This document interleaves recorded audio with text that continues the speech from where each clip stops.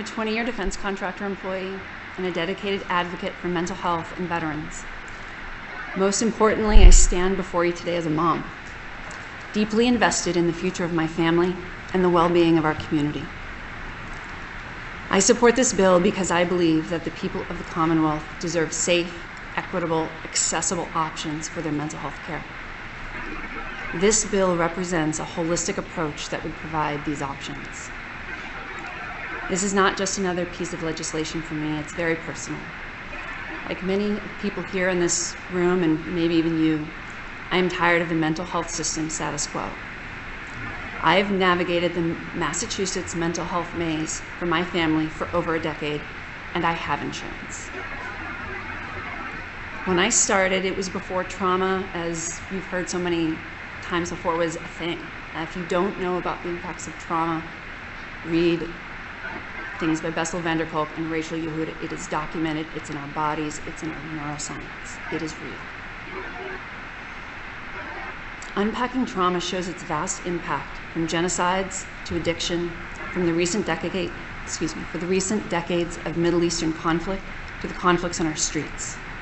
In spite of the wounds, we lack communal ways to heal, leaving so many, like veterans, first responders, and others, to silently suffer with PTSD.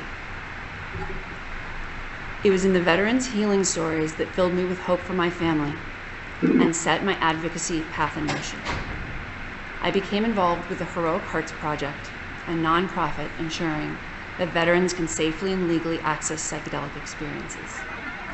I became active with the Boston Psychedelic Research Group, or BPRG, and ultimately merged the two with the creation of a BPRG affinity group for veterans. As a welcoming space for veterans and those who serve them, we focus on psychedelic education, resource sharing, and support.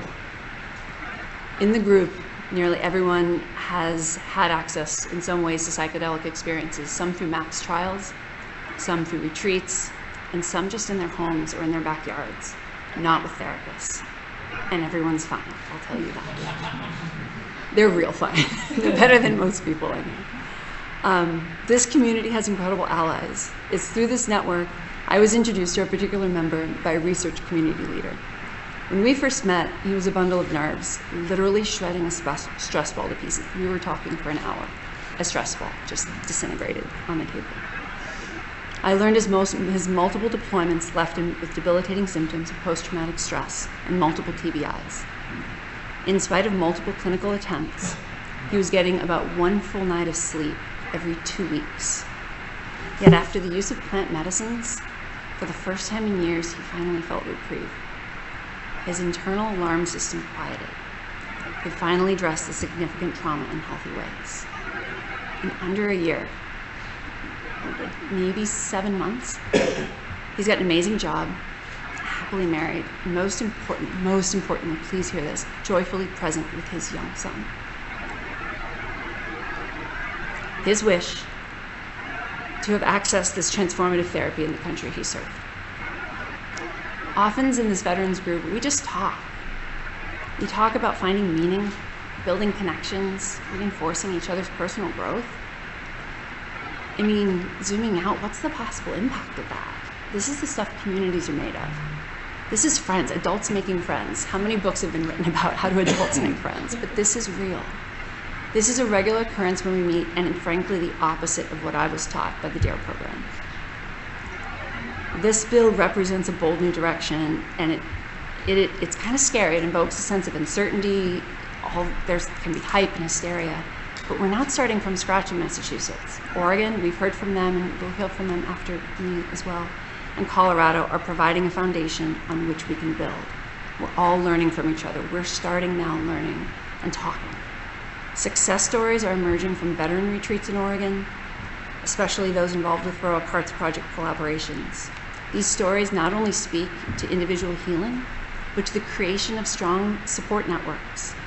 Veterans going out for a cup of coffee because they both live in the same town and they didn't have to fly to Mexico. Exemplifying the bill's intent to pioneer a community-centric legal approach to the use of plant medicines. Massachusetts have many residents who represent the very aspects of the psychedelic ecosystem mentioned in the bill. researchers, therapists, Indigenous practitioners, decrim experts, and more. As you can see here today, we're already building alliance now and hope to bring the wisest local people we can to the table to implement the best possible policy that considers both safety and cost to the people of the Commonwealth. I'll end by citing the Surgeon General's 2023 advisory on isolation and loneliness, which says, and I quote, "We are called to build a movement to mend the social fabric of our nation. It will require reimagining the structures, policies, and programs that shape a community to best support the development of healthy relationships." So let's start imagining right now, and let's enjoy this bill. Thank you for listening to my story. I appreciate your time and consideration. Thank you.